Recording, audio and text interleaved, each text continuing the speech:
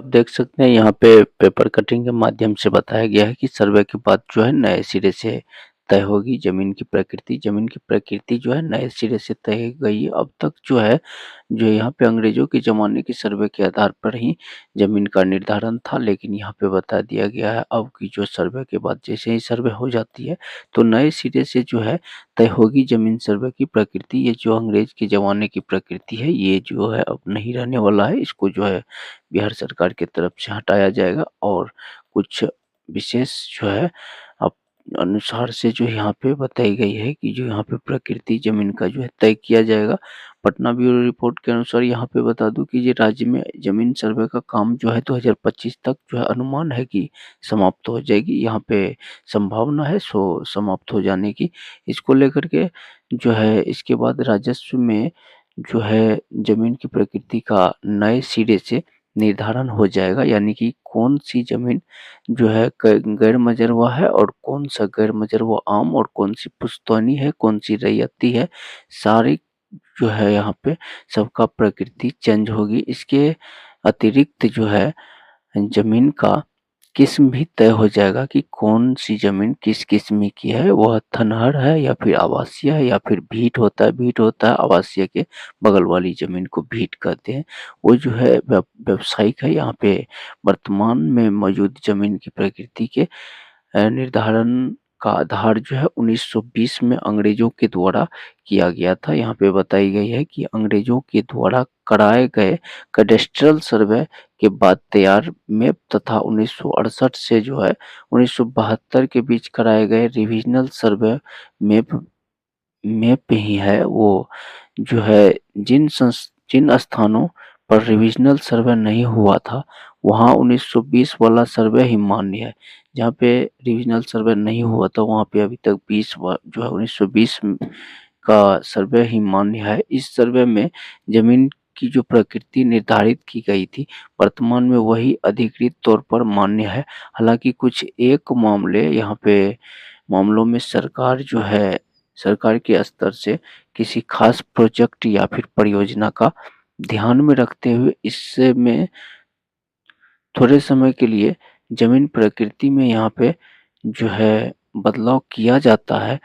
राज्य के कई अंचलों से बड़ी संख्या में ऐसे मामले जो है सामने आ रहे हैं। राज्य में कई अंचलों से जो है ऐसे मामले सामने आ रही है कि जो सीओ जो होता है, जो भी ब्लॉक के जो है बहुत ढेर सारी जगह ऐसा हुआ है कि ज़मीन की प्रकृति का निर्धारण जो है अंचलाधिकारी यानी कि अंचल से जो है सीओ जो है अंचल के अन्य पदाधिकारी जो है अपने स्तर पर जो है कर रहे हैं वहाँ पे जाँच, और वहाँ पे जो है कई लोगों की खतियानी ज़मीन को जो है सरकारी बता दी गई है और यहाँ पे सरकारी कर दी गई है, और तो कई सरकारी ज़मीन को निजी बना दी गई है।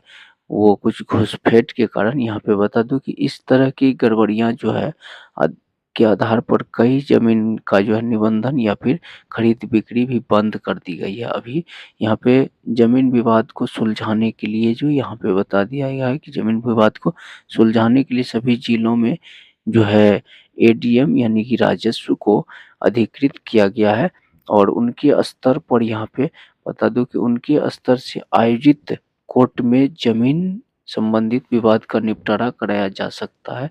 इसे लेकर के राज्य सरकार ने 2009 में बीएलडीआर अधिनियम एक्ट बनाया गया, और राजस्व एवं भूमि सुधार विभाग के पास जो है ज़मीन सर्वे प्रकृति की छेड़छाड़ करने से संबंधित किसी अंचल की शिकायत आने पर इसकी जाँच होती है। और इसके लिए दोषी पदाधिकारी पर कार्रवाई भी की जाती है। इस एक्ट के ज़रिए ये जो है जो भी जहाँ भी गड़बड़ी हुई है, जो है अंचल के अधिकारी लोग जो है गड़बड़ी की है, उसको लेकर के जो है ये नियम जो है उसपे जो है इस नियम के अनुसार जो है अगर कोई भी पदाधिकारी जो है अगर ज़मीन प्रकृति संबंधित छेड़छाड़ करते हैं, तो उनसे संबंधित जो है उसपे जो है अंचल शिकायत आने पर जो है वहाँ पे अगर शिकायत जाती है उसके खिलाफ, तो शिकायत जाने के बाद और उसमें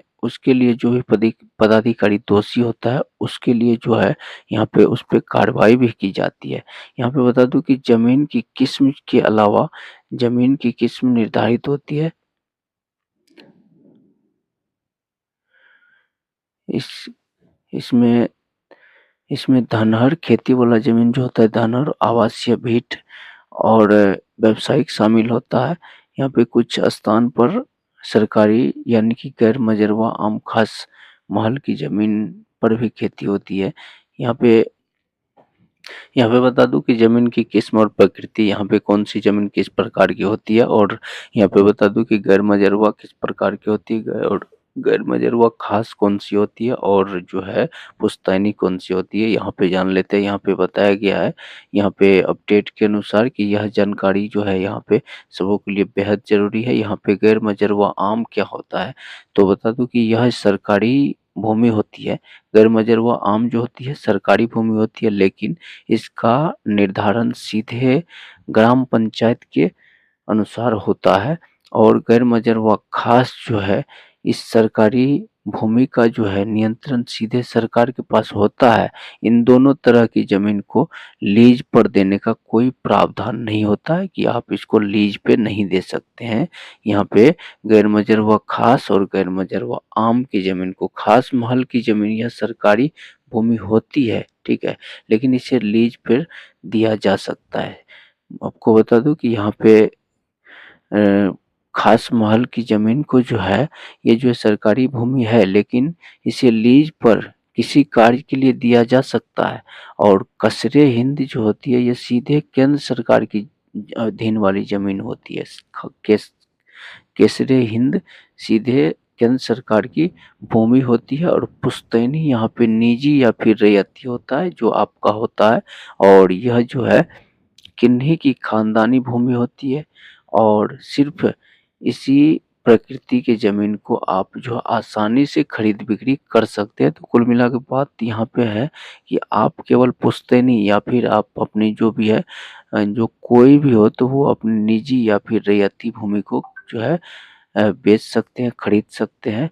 और ये जो होती है, और ज़मीन गैर मजरवा आम, गैर मजरवा खास या फिर खास महल की ज़मीन, ये सब ज़मीन सरकार की होती है। इसे कोई जो है बेचने का प्रावधान नहीं।